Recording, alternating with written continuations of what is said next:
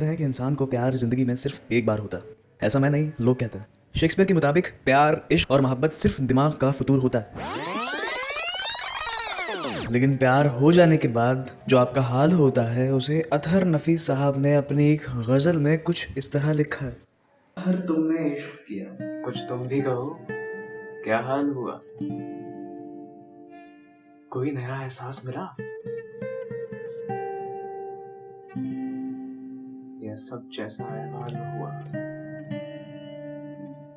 एक सफर है वादिये जा में तेरे दर्द हिजर के साथ। तेरा दर्द हिजर जो बढ़कर लज्जते कैफे विसाल हुआ।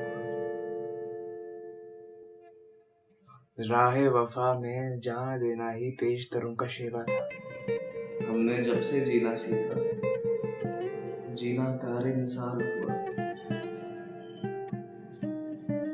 इश्क फसाना था,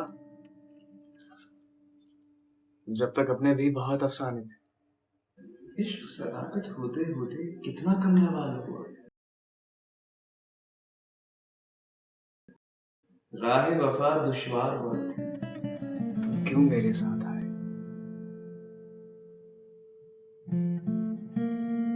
चांद सा चेहरा कुमलाया